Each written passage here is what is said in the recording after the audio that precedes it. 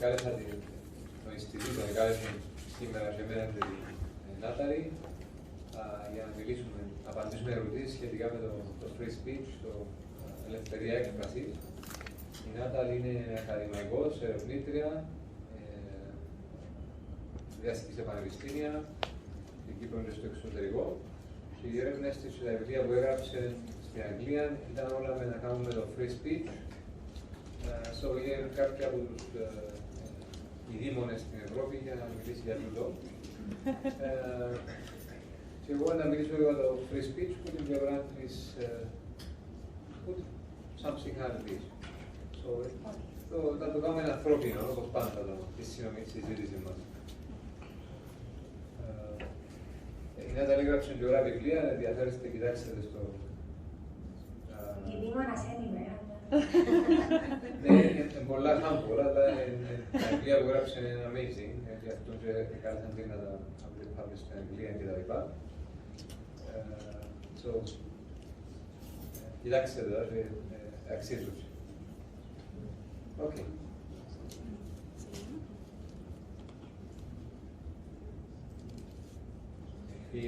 Επίσης να πω ότι να απευθύνεται μια ερώτηση πρώτα σε μένα και η Νάταλη θέλει να προσθέτει. Η επόμενη ερώτηση είναι προς την Νάταλη και να προσθέτω εγώ αν θέλω.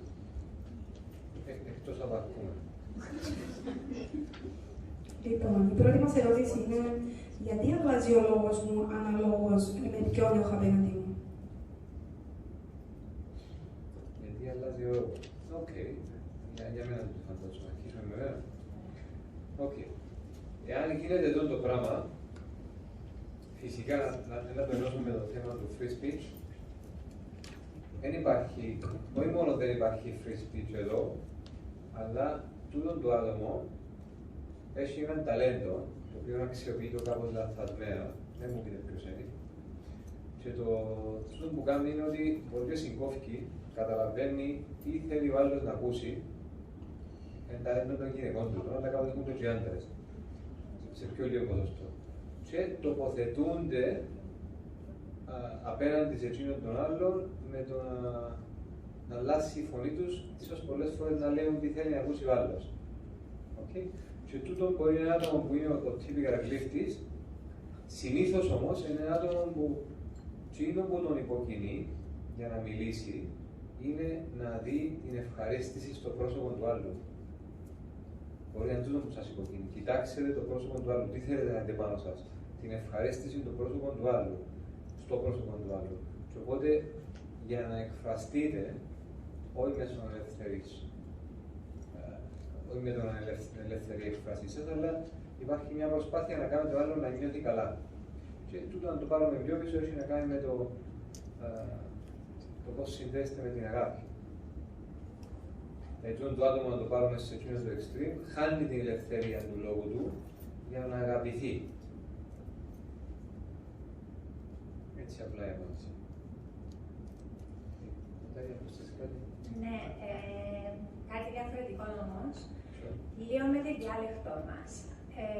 Άμα πάμε σπίτι, όλοι μας νομίζω, να μιλούμε κυπριακά. Με τα μωρά μας, με τους φίλους μας, με τους συναδέλφους μας, εξαρτάται που δουλεύουμε. Σε κάποια συγκεκριμένα πλαίσια, π.χ. πάω συνέντευξη για δουλειά σε μια τράπεζα, σε έναν κόμμα, σε έναν υπουργείο, κόμμα νόημα κάρτο υπουργείο, να αλλάξει η διάλεκτος μου. Και τούτο θεωρώ ότι είναι ένα πρακτικό ζήτημα όσον αφορά την ελευθερία της δικής μας έκφρασης στην Κύπρο. Διότι σίγουρα οι Κύπροι εκφράζονται πολλά καλύτερα στα κυπριακά. Αλλά αν το πάρουμε ιστορικά και λίγο το θέμα της ταυτότητας μας, πώς εξελίχθηκε με τα χρόνια, δεν αποδεχόμαστε πόσο πραγματικά όμορφη είναι η διάλεκτος μας. Και τούτο νιώθω εγώ κάποτε, ότι εντάξει είμαι σε ένα συγκεκριμένο πλαίσιο, ότι εγώ με κυπριακά μιλώ, είμαι Κυπραία, ενώ τούτο μου φταίνει. Και ότι πρέπει να το αλλάξω λίγο. Έτσι, σαν παρέθεση, κάτι να σκεφτούμε πότε αλλάσουμε, πότε να αλλάσουμε. Ωραία. Να προσθέσω κάτι μας τούτο είναι πολύ σημαντικό σημείο, διότι έχουμε την τάση να βάλουμε αυτό που λέμε τον καλαμαράν, ας πούμε, τον άνθρωπο των γραμμάτων ή τον Ελλαδίτη, πολλές φορές να το βάλουμε, να τον εξυψώνουμε, επειδή έχει πρόσβαση προς τη γλώσσα και ξεκινάει ένα συγκεκριμένο κόμπλεξ για το πώς είναι να μιλούμε.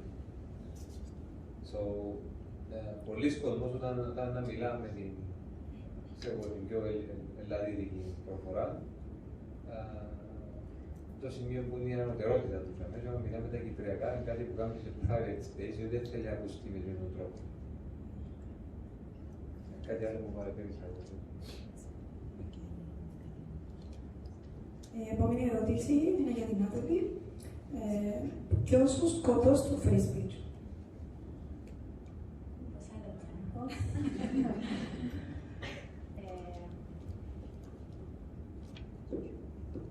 Η ελευθερία της έκφρασης, τώρα να πάω στην Ελλάδα, διότι στην αρχαία την Ελλάδα, αν όποιος διάβασε Ευρυπίδη κτλ. Η παρησία, η σιγορία, δηλαδή τούτα είναι θεμελιώδεις παράγοντες στην ύπαρξη μας. Πώς μπορούμε να μιλήσουμε για μια δημοκρατία χωρίς να μπορούμε να εκφραστούμε? Πώς μπορούμε να μιλήσουμε, να πάρουμε έναν μικρό κόσμο, δηλαδή το σπίτι μας, χωρίς να μπορούμε να μιλήσουμε? Πώς μπορούμε να μιλήσουμε για ισότητα, αν δεν έχω εγώ το δικαίωμα να μιλήσω? Πριν κάποια χρόνια π.χ. δάμε ήταν μόνο ο Πέτρος και ο Νάταλος και άντρες, π.χ. λέω. Εξελιχθήκαμε όμως ως κοινωνία. Και η ελευθερία της έκφρασης είναι από τα πιο βασικά δικαιώματα που έχουμε σαν ανθρώποι, όχι μόνο να πούμε εκείνο που πιστεύουμε ή που θέλουμε, αλλά να λαμβάνουμε και εμείς πληροφορίες. Δηλαδή, αν δεν έχω την ελευθερία της έκφρασης και δεν έχω πρόσβαση να ξέρω τι γίνεται π.χ. στην Ουκρανία, στο Μιανμάρ, στην κατεχόμενη μας πατρίδα, ας πούμε, πώς μπορώ να συμμετέχω στην κοινωνία, πρώτον. Δεύτερον, η παρησία, να το πούμε έτσι χοντρά η ελευθερία της έκφρασης, έρχεται μαζί με την ησυγορία, που έχει το νόημα της. Ναι, έχω το δικαίωμα της έκφρασης, αλλά έχω και την υποχρέωση να μιλήσω την αλήθεια. Δηλαδή, εμείς σαν όντα που διαδραματίζουμε κάποιο ρόλο σε αυτή την κοινωνία, έχουμε και υποχρέωση να μιλήσουμε, να πούμε κάτι, να μιλήσουμε την αλήθεια μας. Αλήθεια ενιαία δεν υπάρχει, αλλά έχουμε και την υποχρέωση. Εάν θέλουμε εμείς να απολαμβάνουμε δικαιώματα, και αυτό είναι κάτι που των τελευταίων καιρών παρεξήγηκε πάρα πολλά. Τα δικαιώματα είναι απλά απόλυτα, και έχουμε όλοι δικαιώματα. Μαζί με τα δικαιώματα τι υπάρχουν? Υπάρχουν υποχρεώσεις. Σωστά.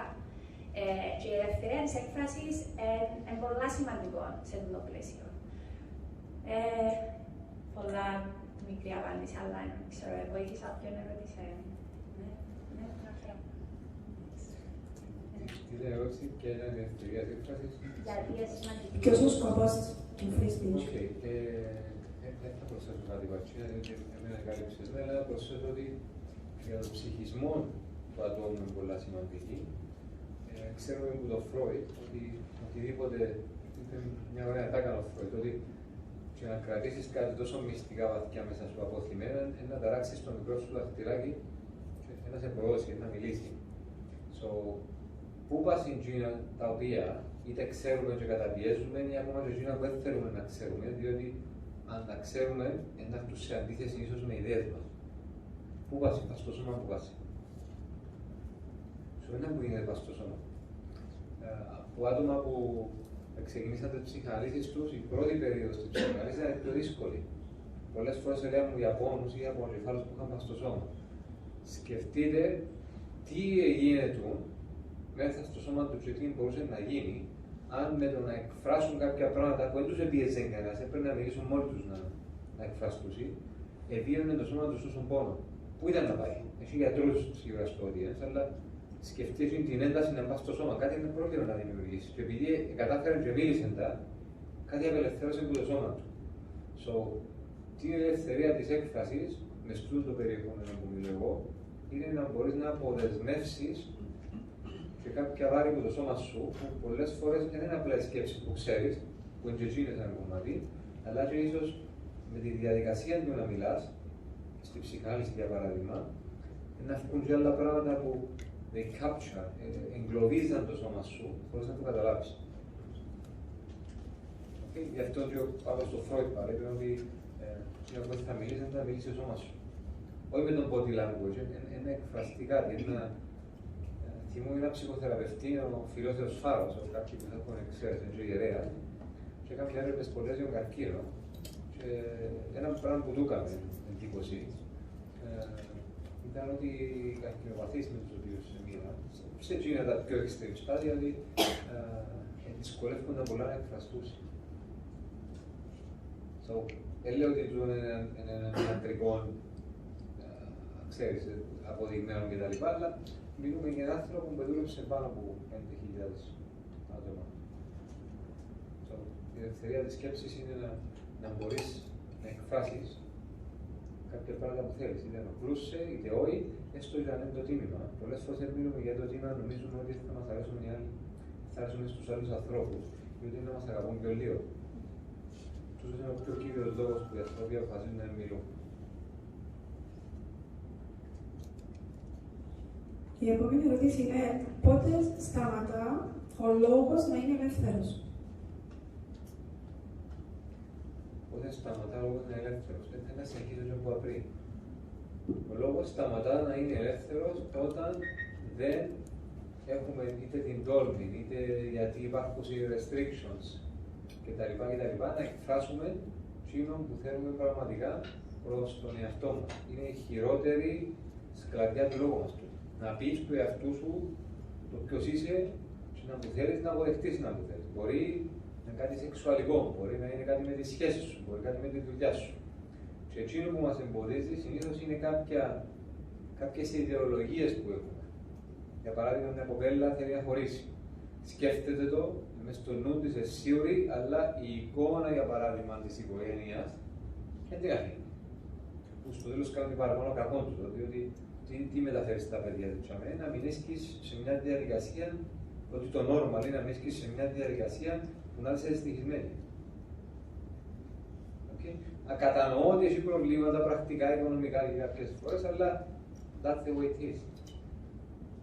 Πού σταματάω η ελευθερία έκφραση όταν δεν μπορείς να μιλήσεις για το τι θέλεις. Να προσθέσω το πιο δημόσιο πλαίσιο της ελευθερίας της έκφρασης. Για παράδειγμα, τα μέσα κοινωνικής δικτύωσης. Ρατσιστικός λόγος, ομοφοβικός λόγος, τρανσφοβικός λόγος. Στην Ευρώπη σιγά σιγά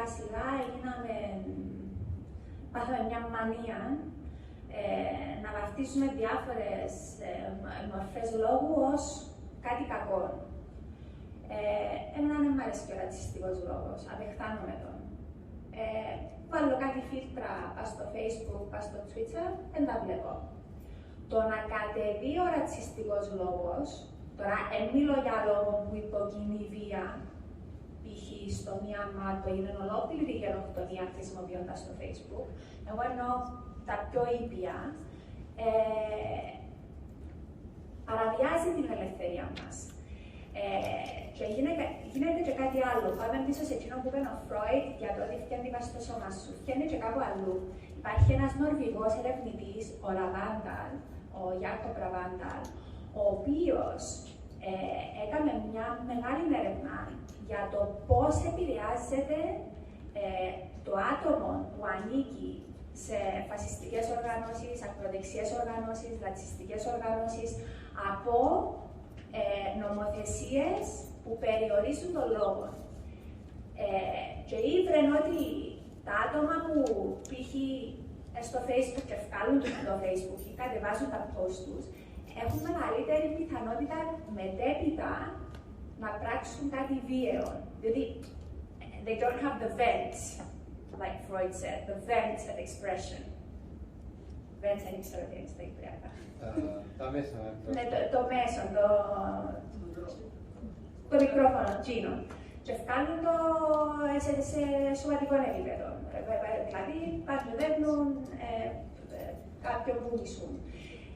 Το θέμα ποιο είναι, ότι στην Αμερική υπάρχει αυτή η ιδέα της απολύτης ελευθερίας της έκφρασης.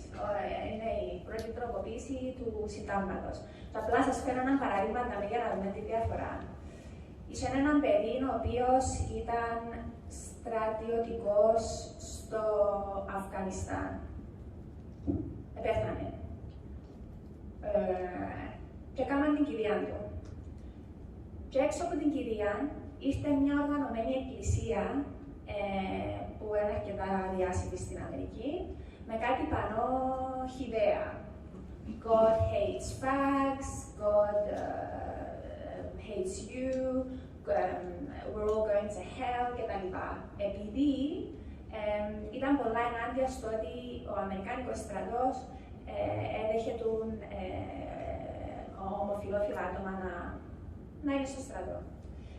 Ο παπάς του Μιτσί που επέθανε είδε τα τούτα και κίνησε την εισαγωγή. Και κέρδισε πάρα πολλά εκατομμύρια. Ο στόχος του ανθρώπου δεν ήταν τα λεφτά, εννοείται. Αλλά εν τότε έγινε και το πράγμα στην κηδεία του παιδιού του. Το ανώτατο δικαστήριο της Αμερικής άλλαξε τα. Και είπε, τα πλάσματα που ήρθαν και την ημέρα στην κηδεία έχουν κάθε δικαίωμα να πούν ό,τι θέλουν. Δικό σου πρόβλημα αν θα σε πειράξει. Αυτό είναι το απόλυτο. Στην Αμερική δεν περιορίζεται.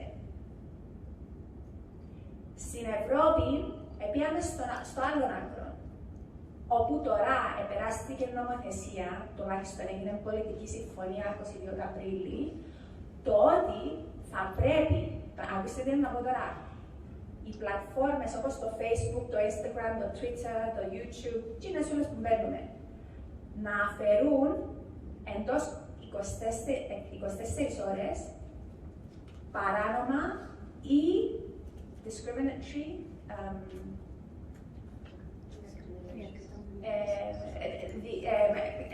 υλικών που προωθεί μια διάκριση. Και αν δεν το αφαιρέσουν, πρέπει να πληρώσουν την Ευρωπαϊκή Ένωση 6% του annual turnover. Ένα ελευθερία της εκφράσης είναι το πράγμα. Λέω, δεν μ' αρέσει και ο ρατσιστικός λόγος. Δεν μ' αρέσκουν ρε φίλοι οι ρατσιστές. Μπορώ να κάνω πράγματα πας στα φίλτρα μου να μην τα βλέπω. Αλλά να έρχεται μια Ευρωπαϊκή Ένωση και να λέει, αν δεν αφαιρείς εσύ η ιδιωτική εταιρεία τούν των λόγων, πληρώνεις τόσα εκατομμύρια. Πιάστε το τούτο στο νου σας και μετά πιάστε το παράδειγμα της Αμερικής να δείτε ότι δεν έχουμε κάτι ενιαίο όσον αφορά πότε τελειώνει η έκφραση. Τούτο έχει και κάποια tricks μέσα, διότι το definition του τι ρατσιστικό πολλές φορές δεν σου αφήνει να πεις κάτι. Δηλαδή, μπορεί να έχεις τη γνώμη κάποιος, είτε για τα trans, είτε για την ομοφιλοφιλία, είτε για οτιδήποτε. Να έχει τη γνώμη του, αλλά η διαφορά ποια είναι. Να μην θέλεις τον άλλον να αλλάξει τη γνώμη του για να νιώσεις εσύ καλά με τη δική σου.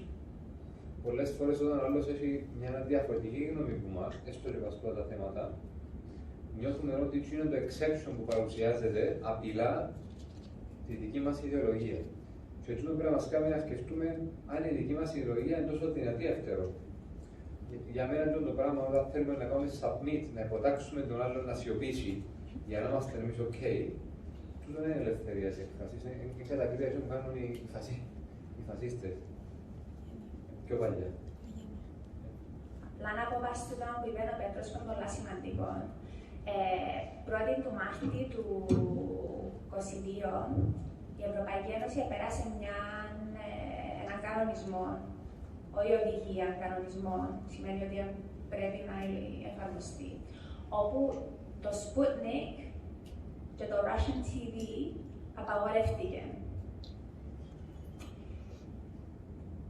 Ακόμα δεν κατάλαβα γιατί το έκανα. Να γίνω εγώ κάτι ή να πάω να κάνω κάτι, να διαβάσω τι έχουν να πούν στο Sputnik, να ενημερώνομαι. Και τι να γίνει, να πάει δικαστήριο. Τώρα σημαίνει, εγώ δεν ασπάζω με καμιά πολιτική μεριά γενικότερα. Εγώ μιλώ για την ελευθερία της έκφρασης και την πρόσβαση, το δικαίωμα που έχω εγώ σαν άτομο να έχω την πληροφόρηση που θέλω. Φίλε, αν θέλω εγώ να διαβάζω Sputnik, ας διαβάζω Sputnik. Να έρθει τώρα η Βόντερ Λέιν, πώς τη λαλούν, να μου πει, εσύ δικαιούσε. Επειδή πριν πόσα χρόνια υπέγραψε η Κύπρος να μπούμε στην Ευρωπαϊκή Ένωση. Γίνονται αυτά τα πράγματα. Εφημερίδες εκάφκαν των καιρών των Ναζί. Είμαστε στο 22, παιδιά. Ενώ και τούτο πάει πάρα πολλά. Εγώ πάω κάποτε σε διαλέξεις και επειδή πιστεύω πάρα πολλά στην ελευθερία της έκφρασης. Είσαι ακροδεξιά. Δεν είμαι ακροδεξιά, επειδή θέλω να κουβεντιάζουμε. Όπως είπε ο Πέτρος για τα θέματα trans. Τι είναι όλα απλά. Θέλει το μωρό μου 8 χρόνων να trans. Ναι, πήγαινε, είναι trans. Να έρχεται το NHS της Αγγλίας να μην μου δει δικαιώματα βάσει στο μωρό μου. Όχι, φίλε, είναι έτσι. Και μιλούμε για χαλούμια και τυρκά. Φτάσαμε σε έναν επίπεδο όσον αφορά την ελευθερία της έκφρασης, που τη μια έχουμε το woke attitude. Φοβούμαι και εγώ να πω και τώρα να πάω Ιταλία την Τετάρτη να μιλώ έτσι. Δεν ήταν να με ξανακαλέσουν, ήταν να με κάνουν στο Twitter, να με βάλουν ξέρω εγώ το έναν τ' άλλον. Αλλά εγώ αγαπώ τα ανθρώπινα δικαιώματα. Είναι η ζωή μου, ζω τη ζωή μου έτσι. Η Βόντερ Λέιν, τι κάνει. Καταλάβετε τι προσπαθώ να πω. Έτσι λίγο ρίσκει το... Να προσθέσω παστούτα, γιατί εγώ είμαι λίγο πιο καυκαρίστα, με τα πράγματα. Και ονομάσαμε σε ένα από τα debates που είχαμε κάτι trans και woke culture. Ερωτήθηκα θα έφτιανα, δεν ήξερα στα σωστά. Πάμε μια κοπέλα που είναι trans, άντρας που είχαμε trans. Και είπα όχι. Και λέμε ότι είμαι transphobic. Ότι θέλω να πω, όλοι μας πρέπει να φτιάχνουμε με όλους και είναι λίγο που σου κάνουν κλικ. Εγώ πάω, δεν θα φτιάχνα εγώ και αμέσως επειδή δεν θα φτιάχνα, γίνεσαι ρατσιστής. Δηλαδή, εκείνο που λέει Νάτα, εγώ ακούω ότι δημιουργείται ένας αλγόριθμος. Όπως το κομπιούτερ έχει έναν αλγόριθμο και ό,τι βάλεις μέσα πρέπει να τα μετατρέψει με βάση εκείνο τη φόρμουλα του κομπιούτερ. Νομίζω έτσι γίνεται. Και στο σέντρο δεν μπορεί να πεις κάτι διαφορετικό που εκείνο που ετοιμάζει ο αλγόριθμος.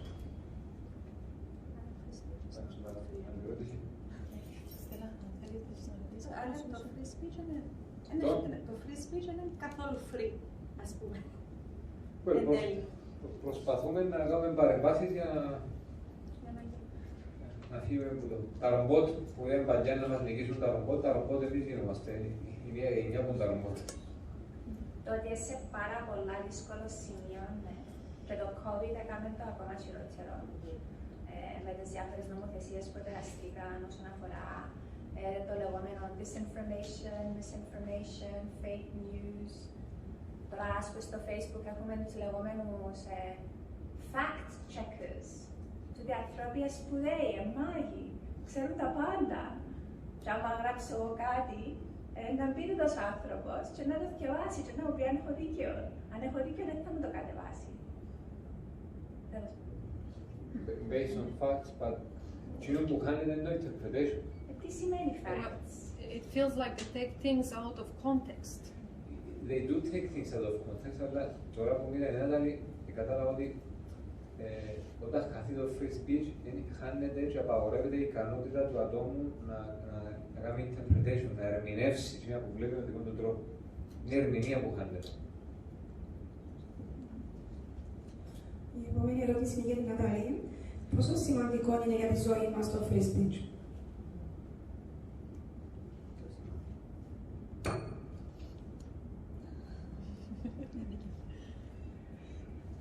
Πάρα πολλά σημαντικό θεωρώ και σε πολλαπλά επίπεδα. Και σε επίπεδο προσωπικών, ενδοοικογενειακών, να μπορείς με τα μωρά σου να μιλάς, να δημοσιάσεις κάποιες ιδέες, χωρίς να έχεις πρόβλημα στο σχολείο. Να σας δώσω ένα παράδειγμα. Εμένα ο γιος μου πήγε σε μια εκδρομή στη χειρουργία. Και βγάλαν κάτι φωτογραφίες και ο Μιτσής, εντάξει, 9 χρονών, έκαμε εκείνα που κάνει ο Πέτρος κάτι έτσι, που κάνουν τα μωρά. Άρα ο Πέτρος είναι μωρό. Και επειδή ακούω και εγώ πολύ μέτσο και θωρίδα, Εν τω μεταξύ, η ειρωνία είναι ότι τούτο το σήμα είναι προστάτεψε με που το, να μην πω το όνομα του, τον κακό. Είναι κάτι... Και πιάμε από το σχολείο να... Ποτσί πολλά να δούμε κάποιους σατανισμούς. Και να λέω τι σας κάνας. Όχι, λαλό της, τώρα τα μωρά, ξέρω εγώ, εξήγησα της, εντάξει, Νάταλη μου, οκ. Γιατί σας το λέω τούτο, διότι εγώ θέλω το μωρό μου να μπορεί να συμμετέχει σε μια κοινωνία, γι' αυτό και πάει σε δημόσιο σχολείο και μαθαίνει και όλα τα προβλήματα που έχει η Κύπρος και τον τρόπο που αντιμετωπίζουμε τα προβλήματα, αλλά σήμερα μάθαμε εγώ να έχω την ελευθερία να του μάθω και να του θέλω εγώ. Σημαντικό για μένα. Σε έναν επίπεδο εν το οικογενειακό.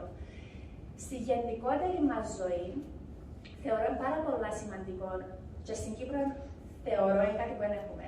Να μπορούμε να συμμετέχουμε στα κοινά. Επειδή είμαστε τόσο, ποια είναι η λέξη, κομματοκρατούμενοι. Υπάρχει κομματοκρατία. Εμείς αντιλαμβανόμαστε τη δημοκρατία ως να πάμε πότε να πάμε το Φλεβάρι να ψηφίσουμε. Αν πάμε, να πάμε να ψηφίσουμε ένα πιο πρόεδρος. Είναι τούτο όμως η δημοκρατία. Η δημοκρατία είναι η συνεχιζόμενη πάλι, η συνεχιζόμενη συμμετοχή στην κοινωνία. Και πώς γίνεται τούτο, με την ελευθερία της έκφρασης. Και να σας δώσω ένα παράδειγμα από την Δανία, που είναι η χώρα που δουλεύω. Η Πρωθυπουργός, η γυναίκα, πάει μια φορά το μήνα σε διάφορους τόπους, όχι μόνο στην πόλη, και στα χωριά, και στις άλλες, παντού, κάθεται σε μια αίθουσα τέτοια, όχι πολλά μεγάλη, ο πληθυσμός τους είναι πολλά παραπάνω από εμάς. Και μιλάμε τον καθένα. Και σημειώνουν.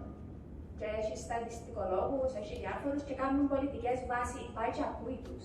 Είναι ότι έδωκες μου το ψήφο σου και τούτον ήταν να κάτσω εγώ τα επόμενα χρόνια να κάνω ό,τι θέλω. Υπάρχει τούτη η έκφραση μεταξύ τους. Αλλά μιλούμε για μια πολλά ανεπτυγμένη κοινωνία και μια πολλά ανεπτυγμένη δημοκρατία. Και ένα σύστημα πολλά δυνατό που υπάρχει το κοινωνικό κράτος. Πώς μπορώ να κάνω ένα κοινωνικό κράτος χωρίς να μιλώ με τον κόσμο. Ειδικότερα σε χώρες όπου τα άτομα που έχουν τις θέσεις συνήθως είναι privileged. Εδώ. Προνομιούχοι. Πώς μπορούν να αντιληφθούν κάποια πράγματα. Και επειδή στη Δανία υπάρχει πολλά τούτη ιδέα του ότι είναι a civil servant, υπηρετούν τον λαό. Ενώ ο υπουργός, Παναγιά μου, πάνε να του πούμε και ξέρω εγώ και να κάνουμε φωτογραφία και να πούμε για ο γιο μας, για ο στρατό, ξέρω εγώ. Υπηρετούν την κοινωνία τους, υπηρετούν τον κόσμο τους. Και εφαρμόζεται τούτη η ελευθερία της έκφρασης στο πιο πρακτικό επίπεδο. Δεν ξέρω τώρα γιατί φτάναμε, αλλά είναι σημαντικό για την δική μας συμμετοχή στα κοινά. Ναι. Ναι, ήταν άλλο. Διάβασε το ξανά, ναι. Άννα, στη μουσική. Πόσο σημαντικό είναι για τη ζωή μας το free speech. Θα απαντήσω πολλά σύντομα σε σχέση με την... το πιο σημαντικό πράγμα είναι να διδάξετε στα παιδιά σας να μπορούν να μιλούν τη γνώμη τους και να διεκδικούσουν με ηρεμία και αποθέλωση. Όλα ξεκινούσαν που το να μπορούν να αναγνωρίσουν το τι θέλουν και μετά να το μιλήσουν. Είναι ένα από τα πιο δύσκολα πράγματα να γίνει στην Κύπρο, διότι ξεκινούμε πάντα από το να σιωπήσουμε, διότι υπάρχουν συντούες εικόνες οι κοινωνικές, είτε πολιτικές, είτε της κουλτούρας κτλ. Και όλες διαγράφουν οι δύο πράγματα. Το ένα, με έκφραση να μιλήσεις, και το δεύτερο, να αγαπήσεις πραγματικά. Αν θέλετε να δώσετε ένα μάθημα μόνο στα παιδιά σας, σε εκείνους που αγαπάτε, είναι να μπορούν να μιλούν τη γνώμη τους, whatever the price. Διότι όταν δεν μιλάς τη γνώμη σου, να συσσωρεύσεις τόσα πολλά το σώμα σου, αλλά και να μην το κάνει, να είσαι ευτυχισμένος. Σκεφτείτε τη ζωή σας, πολλές φορές είναι εκφραστήρες, πρέπει να πω για το πράγμα και τρώεις. Αν το κάνεις για 10-20 χρόνια και το πράγμα, πού είναι να πάει. Και να μην αρρωστηθείς, να καταλήξει η ζωή σου και να μην μίλησες ποτέ για ποτέ, να μην έκανες ποτέ για ποτέ. Να μην σταμάτησες στους ανθρώπους που σε ενοχλούσαν με εκείνα που λέω σημείται γιατί εσύ γεννείς παπάς, μάμα, θείος, θεία, φίλοι.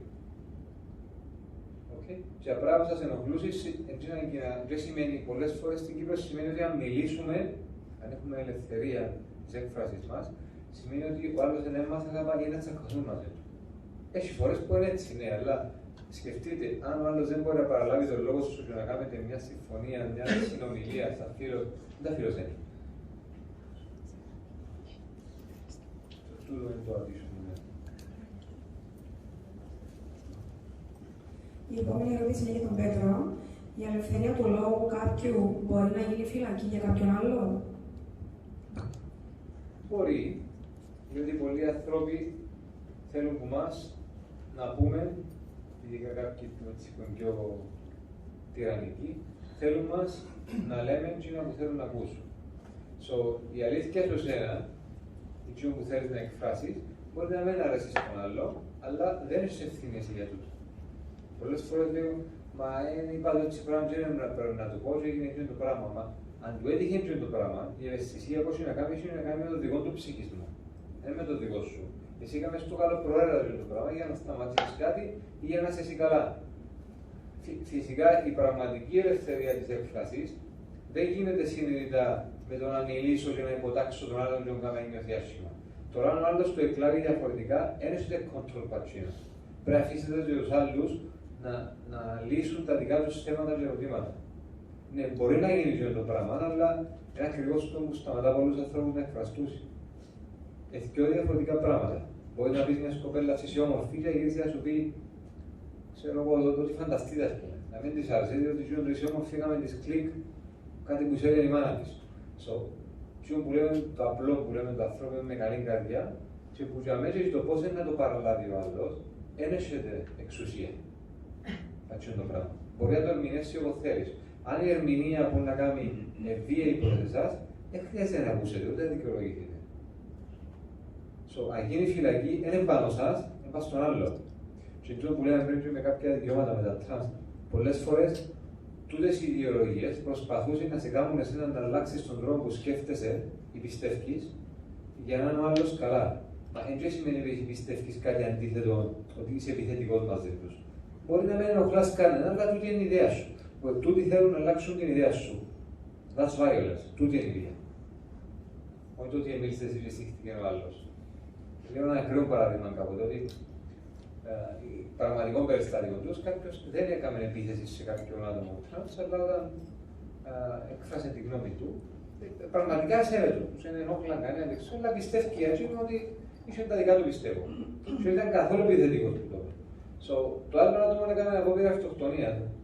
Ή αν και ο παραλληλισμό που φέρνω εδώ είναι ότι εάν ζητήσει σε σένα για παράδειγμα, και λέει κάποιο του πίσω αγαπώ, θα σε παντρευτώ, θέλω να κάνω σεξ μαζί σου, λέει σου διάφορα. Και πει εσύ, sorry, δεν θέλω, δεν σε βλέπω έτσι. Τώρα σε ξέρω ή βλέπω σε ένα φίλο κτλ. Και κάνει κάτι κακό στο εαυτό του, φταίει εσύ, δεν ήσουν επιθετικοί. Δεν είμαστε ποτέ υπεύθυνοι για τη φυλακή του άλλου, για τον πόνο του άλλου, εκτός να προσπαθούμε να τον υποτάξουμε να αλλάξει γνώμη. Του την απάντηση. Να θέλω να ρωτήσω κάτι. Τούτον παίρνει online στο ίντερνετ. Οκ, την ιστορία είναι να την αλλοιώσω λίγο. Να την βάλω σε τούτα που λέει ο Πέτρος σε ένα πιο δημόσιο πλαίσιο. Πριν κάποια χρόνια είχε γίνει ένα συμβάν, το οποίο δεν θα πω, στην Κύπρο. Και έγινε στόχος ένα παιδί που τότε ήταν περίπου 30 χρονών, ότι υποτίθεται είχε κάνει το συγκεκριμένο πράγμα. Η φύση της, το τι έγινε ήταν πολιτικό. Και ξεκίνησε κάτι στο διαδίκτυο πάρα πολύ μίσος. Και έπιανε με η μάμα του, έπιανε με ο παπάς του, προσπαθούσαμε να δούμε πώς να τα κατεβάσουμε. Γιατί, που τη μια, είπα σας πριν ότι εγώ ας πούμε έχω τα φίλτρα μου, δεν βλέπω ούτε ρατσιστικά, ούτε ομοφοβικά, δεν μ' αρέσκουν, αηδιάζω, βλέπω εκείνα που θέλω. Κατούθια, χιλούθια, εντάξει, έτσι μ' αρέσει και εμένα. Ταράζομαι. Που την άλλη όμως υπάρχουν κάποιες περιπτώσεις που πρέπει να αφαιρούνται άμεσα. Διότι όντως φυλακίζονται οι άνθρωποι. Και η περίπτωση του παιδιού τούτου είχα βάλει, είμαστε όλοι ανήλικες, ένα μεγάλο δέντρο, ήταν Photoshop, μια φωτογραφία. Ένα μεγάλο δέντρο, έναν άνθρωπο ανάποδα, έβαλαν του, πώς θα λαλείς, σπόντες για να κρέμεται ανάποδα από το δέντρο. Πολλά αισχρή φωτογραφία, ήταν γυμνός και βιάζεται, να το πούμε. Και είπαν του, αν σε βρούμε κάτω Λευκοσία, τούτον είναι να πάθεις. Και τούτο παιδί, εντάξει, η ηρωνία ήταν ότι όταν είχε γίνει το συμβάν, δεν ήταν καν στην Κύπρο. Ήταν εξωτερικό, έκανε language school, κάπου αλλού. Αλλά σκέφτομαι η μάμα του, τον παπά του, την αρφή του, πόσο βοηθήκαν τώρα να έρθει πίσω και να το μετά από εκείνο που είδαμε. Και είναι η περίπτωση, ναι, φτιάχνει. Φτιάχνει στο Facebook και λαλείς τους, κάρτε το τώρα άμεσα, γιατί είναι επικίνδυνο. Και επειδή μια ομάδα, δεν θα πω το όνομα, αλλά μπορείτε όλοι να φανταστείτε ποιοι ήταν, οργανωμένοι, υπήρχε όντως το ρίσκο να πάθει κάτι το παιδί. Σε τέτοιες περιπτώσεις, και εγώ που πιστεύω πολλά στην ελευθερία της έκφρασης, θεωρώ ότι όχι, για μένα είναι απολύτω, πρέπει να αφαιρείται. Και τούτον το παιδί όντως έγινε φυλακισμένος, διότι για μήνες εφάτουν να έρθει πίσω. Και όταν ήρθε πίσω, είχε κάτι πολλά ωραία μαλλιά, και μετά, εκπαιδεύτηκε τέλεια. Εφάτουν τόσο πολλά τον εαυτό του, για χρόνια. Φυλακίστηκε λόγω της έκφρασης τους. Ένα παράδειγμα. Θα te ρωτήσω όμως ότι είναι ωραίο το παράδειγμα και η δομή που το εξήγησες, αλλά για μένα καταλήγει σε ένα πράγμα ότι αν ένιωθε ανασφάλεια, σημαίνει ότι οι πρόνοιες, τα άτομα που να μπορούσαν να τον προστατεύσουν, δεν ήταν αρκετά. Όπως και πολλές φορές όταν ακούω για τον bullying, για παράδειγμα, στο σχολείο γίνονται bullying, αλλά οπότε για bullying είμαι σίγουρος ότι τα άτομα μέσα στο σχολείο που έπρεπε να προστατεύσουν και τον μαθητή δεν το κάνουν. Και να πιάνουν τον άλλο που κάνουν bullying, να το συσκευάσουν τους ή να το θυμώσουν ή να κάνουν τους γονιούς τους. Σημαίνει εκείνος που έπρεπε να λειτουργήσει σαν νόμος, σαν συμβολικός νόμος, σε την περίπτωση η αστυνομία ή στο παράδειγμα που εγώ, ο διευθυντής, η δασκάλη, εγώ δεν έκαμε καλά η δουλειά τους. Για να μπει κάποιος στη φυλακή σημαίνει τα σημεία αναφοράς του που πρέπει να προστατεύσουν, κατά τη γνώμη μου, είναι dysfunctional. Όπως dysfunctional ήταν και το ότι η δασκάλα τηλεφώνησε την Ναταλία για το γιο της. Σημαίνει ότι δεν είχαν ούτε να σκεφτούν για κάτι παραπάνω, διότι είναι έτσι, δυστυχώς. Η κοινωνία δεν έχει κάτι άλλο. Και πάμε πίσω στο θέμα ότι whether we like it or not, δεν έχουμε κοινωνικό κράτος στην Κύπρο και δεν υπάρχουν δομές. Εναπόκειται σε εμάς to survive. Ενώ κυριολεκτικά, και τούτο κατάλαβα το μετά που ξεκίνησα να δουλεύω στην Ισπανία. Το πώς η έλλειψη υπάρχει. Που συνάδει με τούτο που είπε ο Πέτρος, πολλοί που πρέπει να βλέπονται στην περίπτωση που σας είπα για το παιδί.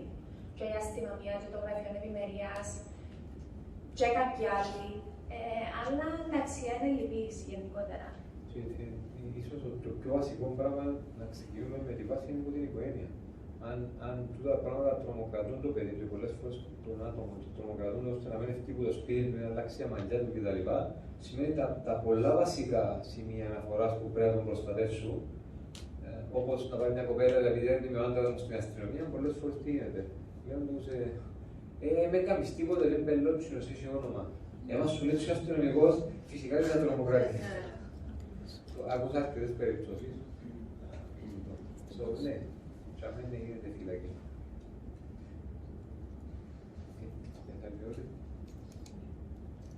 Η επόμενη ερώτηση είναι για την Ναταλή. Σε ποιες χώρες υπάρχει περισσότερη ελευθερία λόγου και ανεπτυγμένη δημοκρατία? Τούτο είναι να σας το πω βάσει έρευνας που βγήκε δική μας το 2021. Η πιο φιλελεύθερη χώρα και η πιο δημοκρατική του κόσμου πάντα με γνώμονα την ελευθερία της έκφρασης είναι η Νορβηγία. Είναι όλες οι σκανδιναβικές χώρες. Εμείς με ρωτάτε.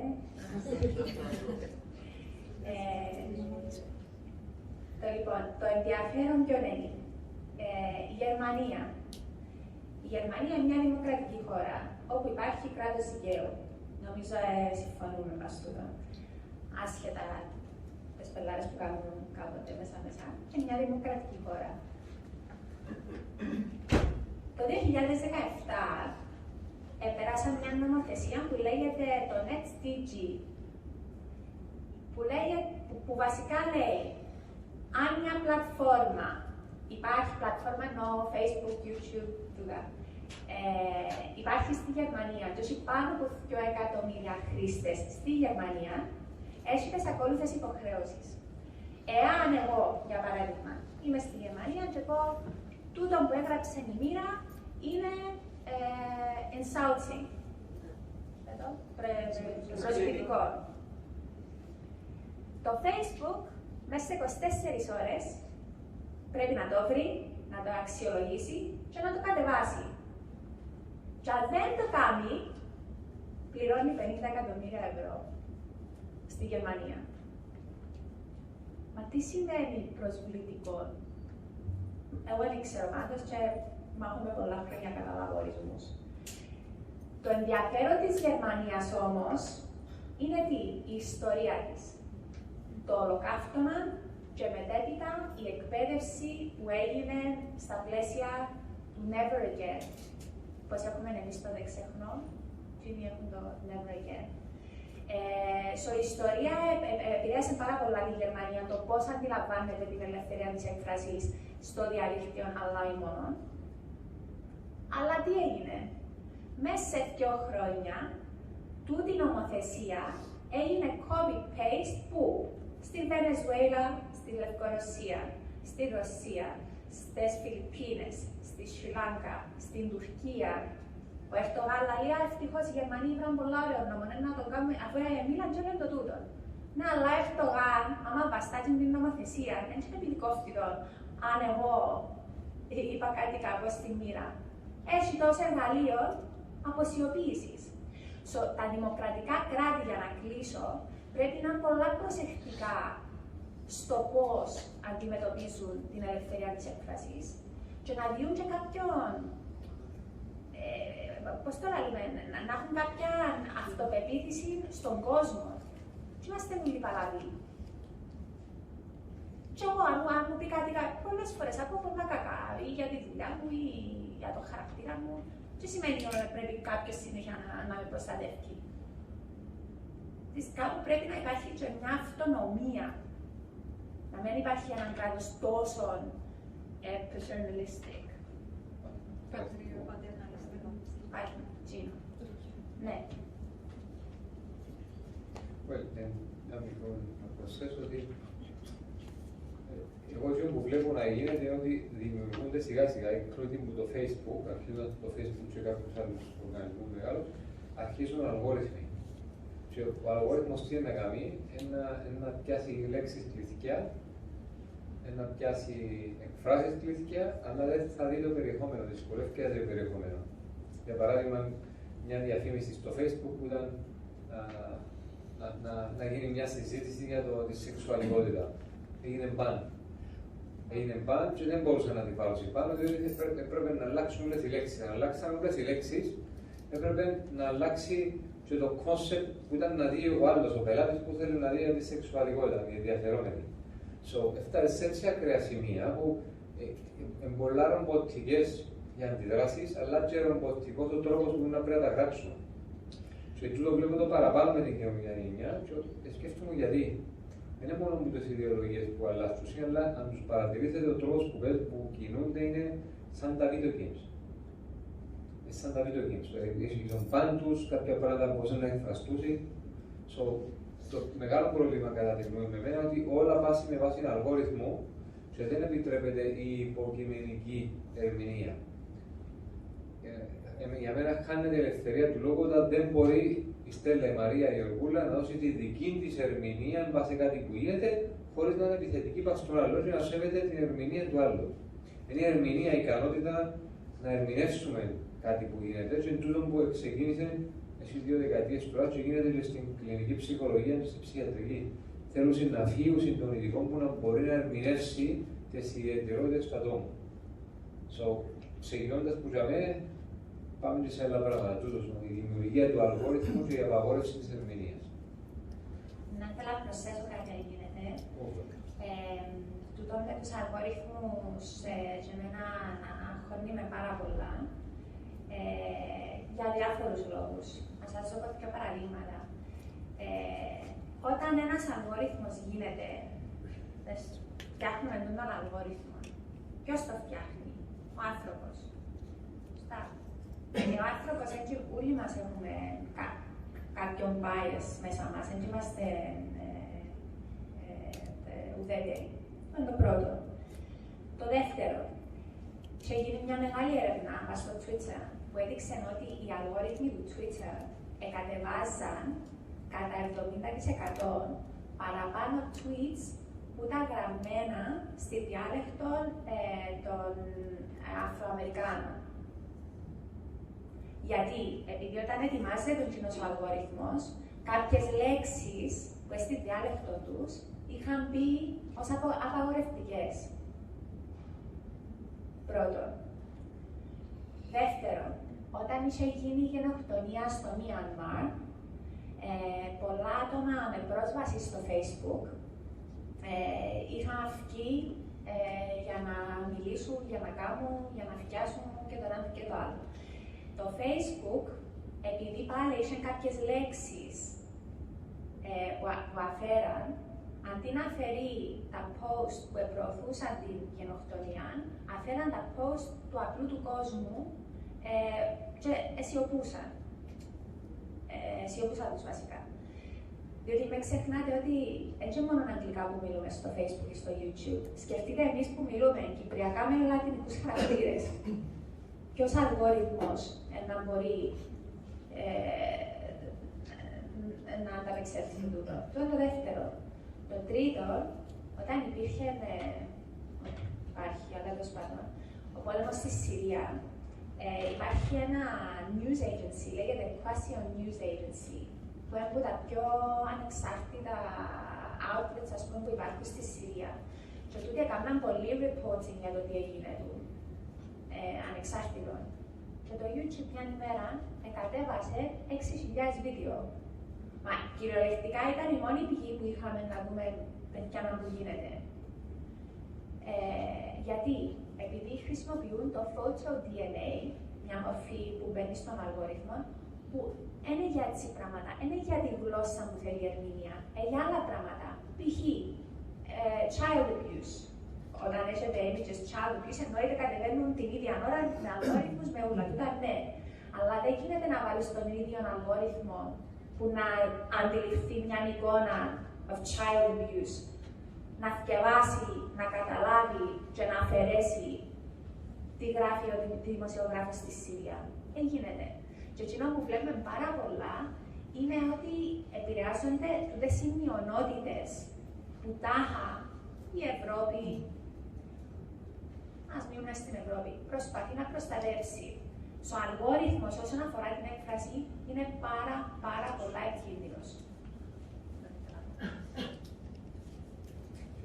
Και σε αντίθεση με την ψυχαναλυτική πρακτική του Φρόιτ και του Λακάν, που είναι ακριβώς και που τον αλλάζει στο τέλος που τον αλλοιόμενο, θέλει να μπορεί να ερμηνεύσει την ιστορία της ζωής του με έναν πολλά δικό του μοναδικό τρόπο.